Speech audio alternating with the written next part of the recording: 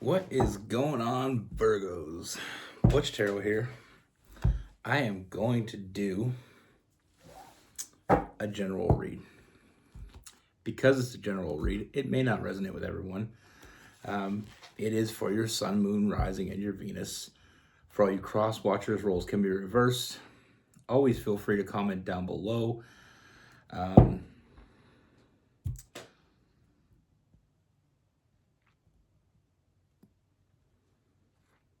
Yeah. Do you ever one of those moments where you're thinking about something and then it totally distracts you? Anyway, I want to pull an oracle card from the Earth and Bone Oracle. Universe, give us a card for Virgos.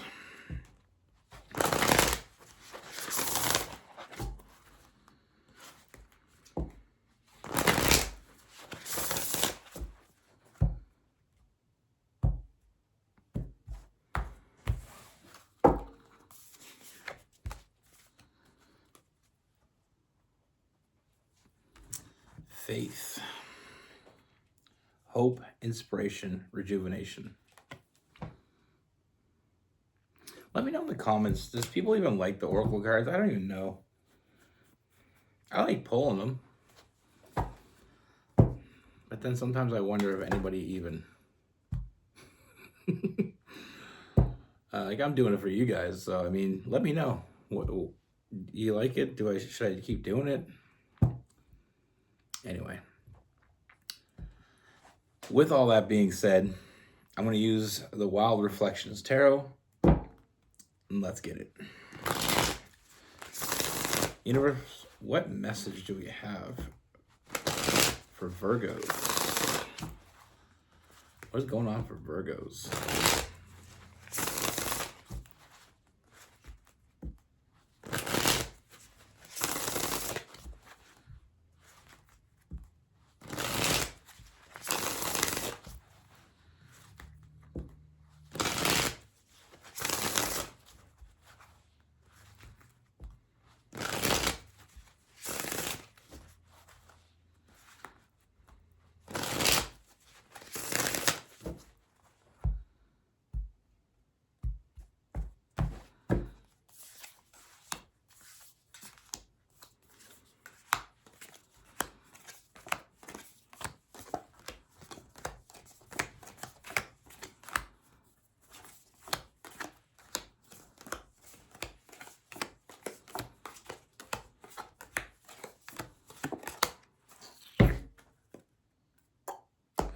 All right, Virgos.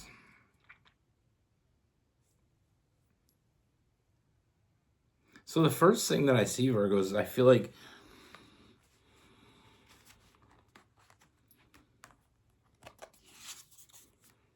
there's someone. Now, this may be someone just coming in, or this may be someone you know for a while, because I feel like it's not really clarifying that for me, but I do feel like there's some new energy with this person. You know, there's something new going on with them. We have the Three of Cups. So this tells me there could be a friendship with also the Three of Pentacles. So it could be a friend, someone you work with, someone new coming into work, a new friend. But I feel like this is someone that this connection definitely starts in a friendship. You know, I feel like I just get this feeling like this person has time to get to know you.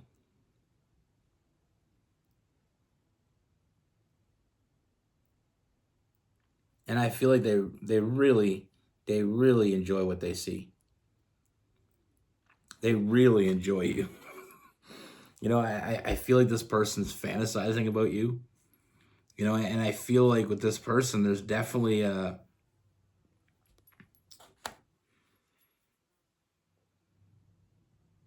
they're definitely feeling a connection, or they're definitely going to feel a connection. And it's a real connection for this person. It's not just, I don't feel like it's cemented in physical. I don't feel like it's because they're attracted to you physically. I don't think that's all they want from you, is what I mean. I'm not saying they don't find you physically attractive, which I figure they probably do.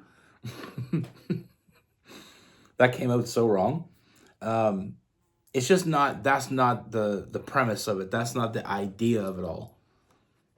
Because I do feel like this person is actually, they're at a point in their life where they're looking for something real.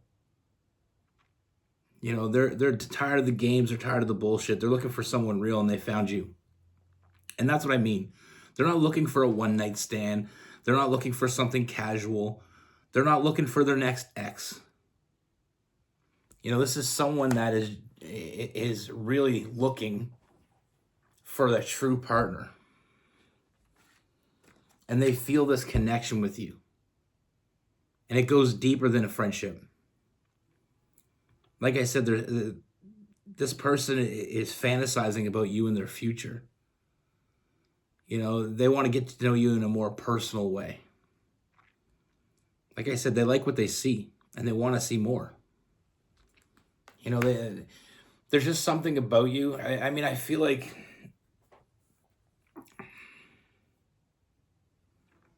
they watch you in a non-creepy way. They watch you when you don't think they are, and they like how you are with other people. They like how you are as a person. They like what they see. But if it was just that simple, this read would be over. The problem that we're having here is I feel like this person gets to a point where they know exactly what they want. They know who they want, and that person is you. They want to move forward with you. When they get to that point, that's when it gets complicated. That's when they start overthinking. You know, I see this person with the four of swords. They're overthinking the shit out of this, and I feel like they're spending a lot of time in their head contemplating. They're letting their, you know, with that hermit.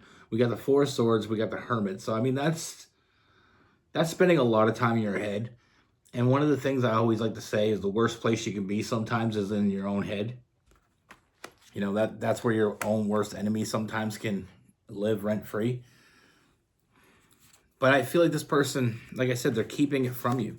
And that's why they're keeping it from you. They're afraid to tell you. They got that self-imposed prison. Their walls are up. They're keeping that secret from you. They're not telling you what they want from you. Or at least they're not letting everything out. You know, I feel like they're keeping it to themselves because I feel like they're not seeing what's right in front of them. You know, I feel like they see you as someone very kind and very, you know, like I said, there is definitely an attraction physically, but they're seeing your kindness. They're seeing, you know, the type of person they want in their life. But I feel like this person is having a hard time reading between the lines. I feel like they're not seeing what's right in front of them. You know, they're not sure if you're just being nice to them because you're a nice person. They're not sure if you're just, you know, they're picking up all the wrong signs. Because, I mean, I feel like there's a part of this person that, like I said, with that Lover's card, they feel there's a really strong connection between the two of you. But, like, they don't know if they're just, you know, are they creating this? Like, is this really happening? Or is it all in their head? And that's the problem because they've grown, you know, this person is growing attached to you. They really like being around you. They like, you know, your company. They like talking to you. They like, you know, even if it's just sharing a morning coffee or, you know, having dinner together, like lunch together at work or whatever the scenario is, they enjoy that. That's the best part of their day. And they want more better parts of their day. But like I said, they're overthinking. They're not seeing what's right in front of them. You know, they're looking at the negatives instead of the positive, and they're letting their imagination get the best of them with that moon card. You know, with the Five of Cups, it's like they're looking at the negatives instead of the positives. They're afraid that if they tell you how they feel, then you won't feel the same, and that'll just cause this to fall apart. Because the last thing this person wants to do is lose you. Once they find you, they're not going to want to lose you. And this is a very common problem. I hear it a lot. is people being friends and one person falling for the other person. And then they're in this limbo area where they're like, if I tell them that I've fallen for them and they don't feel any way, shape, or form the same for me, I've lost them. So it's basically what I'm seeing here is somebody found you and they feel like you're this great person and they want you in their life. They want to move forward with you in their life, but they don't know in what capacity. Capacity. Why'd I put an M in there? I don't know. I make up words. Like I said, they don't want to regret making a move and you not being on the same page. And I've said this plenty of times. You know, we have the Seven of Pentacles in reverse, you know, and the Five of Swords. So, I mean, I feel like this person, they don't want to regret, you know, saying anything and then lose you and find out you're not on the same page. But I've said this before. It's a very, very weird place in a friendship. Unless that person is making it blatantly clear that they're into you. You know, in a perfect world, when you're into someone and you're friends with them, some way they let you know, that they're into you. So when you make a move toward them, you figure they're going to be, like, we don't have that friend like we did in high school where we ask them, the other person, if they're into you. You know, we don't have that go-between. I mean, we could, I guess, but I haven't seen that in a while. I can remember this girl asked me one time, she came up to me, she's like, are you single? I was like, yeah. And I was thinking she was hitting on me, right? And ended up, she would just ask me for a friend. She's like, my friend wanted to know if she asked you to dance, if you'd go with her. We don't have that luxury sometimes in our adult world. But like I said, I mean, I feel like this person's just having a hard time trusting their feelings. Like I don't mean their feelings towards you. I mean their feelings toward, like, your feelings toward them. They're having a hard time trusting themselves. Like, they feel like there's something going on between the two of you. They feel this deep connection, but it is all in their head. So I feel like they get in this place where they get defensive and they hold back. Like I said, defensive with that Nine of Wands, the Eight of Swords, that self-imposed prison, because they're afraid of losing it all. Like, this is their biggest fear, is it all falling apart. Whatever you two have, like I said, for some of you, this may be a longer-term friendship. This may be a newer friendship. Either way, they found something they don't want to lose.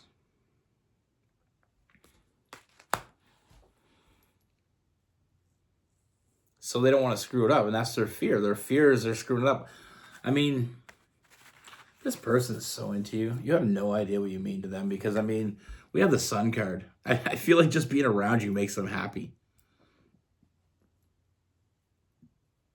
And I hiccuped, sorry.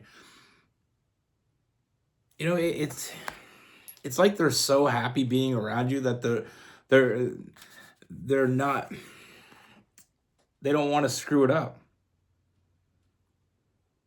I mean, we have the Emperor. I feel like this person is very protective of what you have with each other. And it's like they don't want to screw that up. You know, we go back with the Emperor, that Aries energy. We go back. I'm going back to the Moon card. And I really want to, let's look at this for a second, okay? I'm sorry this read's taking a little bit longer than usual, but I really want to figure this out. So, with the Moon card, the way I look at the Moon card is if you're standing, you got this open field, woods on this side, woods on that side, and you got the moonlight coming straight through the middle. You don't know what's on either side. You know, but you know where you want to go is on the other side of this field, but do you go? You know, your imagination will play tricks on you. There's little, wolves or bears or whatever ghouly things you got going on in the woods. So sometimes we stop ourselves from doing the things we want to do because we're afraid of what we don't know. And this person, that's exactly what's going on. They're afraid of what they don't know. I mean, ultimately, I feel like the reason we're talking about this is ultimately I feel like this person, I mean, I feel like there's this moment coming where this person just takes their shot. This is too real to be wrong. This is too good to be to you know what I mean? Like this is too right to be wrong. And like I said, I mean, this person is looking for something real, and I feel like this person is gonna, you know, but I want to be very clear. I feel like patience is a big word in this. I don't feel like this moving really quickly, but I feel like there's this moment where this person just goes for it. They take their shot because they want to move forward with you with that chariot and with the Hierophant. I mean, this person, they want something. Like I said, they're looking for something real. They found it and they want to protect it. So I feel like they are eventually going to make the move.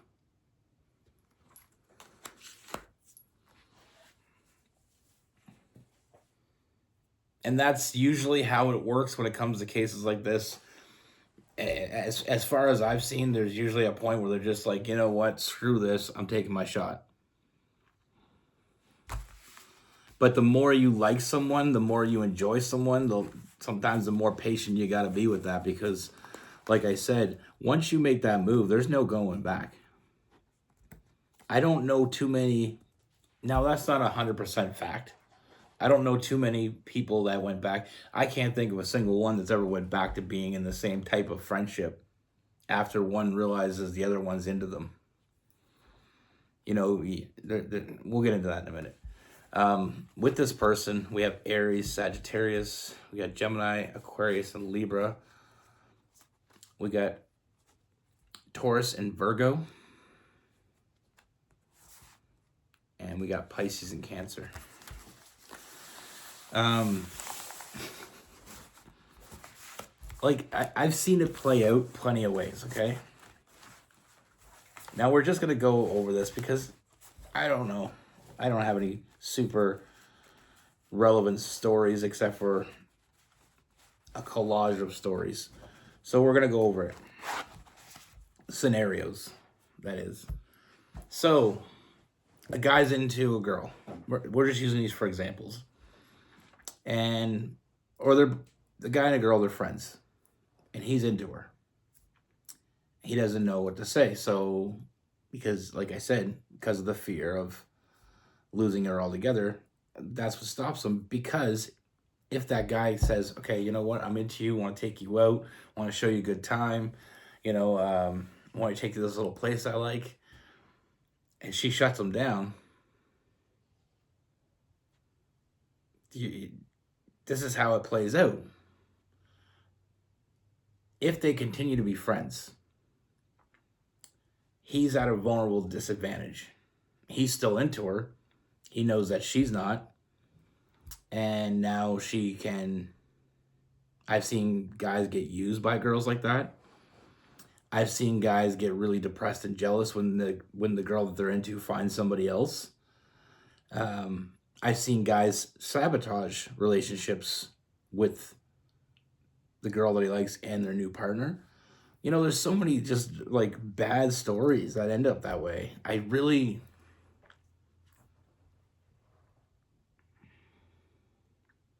I just can't think of any. Now, that is not to say that it doesn't exist. Like, even, I guess I lied. I have a story. This girl, Michelle, I was always really good friends with her going to school.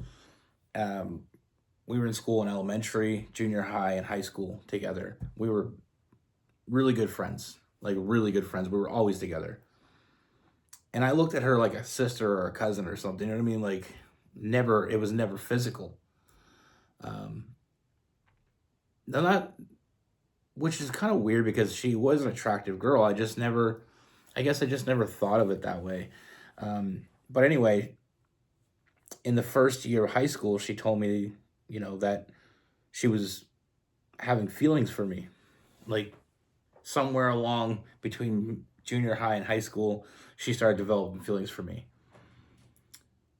And we stayed friends. Like, I told her I just didn't feel that way. And we stayed friends for maybe a month after that. And it just ruined our friendship because I didn't like being around other girls because I didn't want to hurt her. Like I didn't want me to rub other girls in her face. And on top of that, I felt like I just felt like like an asshole. I don't think I don't think I should have felt that way because like the alternative was what, dating her and then finding out that I wasn't into her the whole time. But it was very awkward. And I just didn't know what to do with that, you know? Like like what do you do with that? I mean, I just didn't want, like I said, I felt awkward. Like before that, she was the girl I would like ask about other girls, like, you think I have a chance with her, or, you know, what do you know with that girl? And I couldn't do that anymore because I felt I couldn't. I felt like I was gonna hurt her, and she meant a lot to me. Our friendship meant a lot to me. Like I mean, it was one of those things where it just. So that's my only real thought, like my own personal experience. But I've seen other experiences play themselves out. A friend of mine, he was into this girl, and she knew it. He didn't actually make the move, but she knew he was into her, and she would just get him to drive her around everywhere because he was like the first guy to have the license, the first guy to have a vehicle, not a license. He saved up all his money. His parents paid for half when he got his license. So he had a vehicle, and it was just like, that guy that has the vehicle. But she never showed any interest in him whatsoever until he had a vehicle. And when she had a vehicle, she was like best buddies with him. And she actually put a wedge between me and him because she would she would flirt with me in front of him, which he thought if he stopped hanging out with me, then she wouldn't be able to flirt with me. But he would literally pick her up to drive her to her boyfriend's house.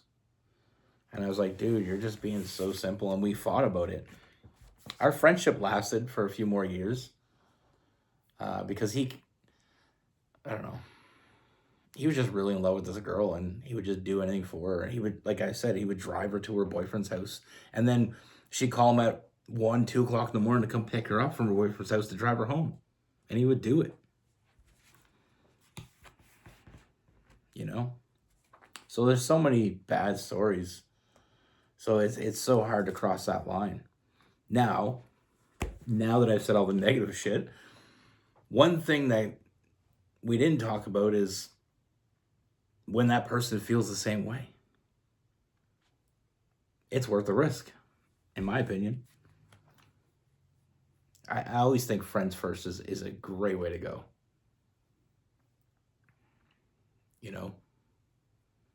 It takes the pressure off. You get to know each other, and it feels like you can be a little bit more yourself, It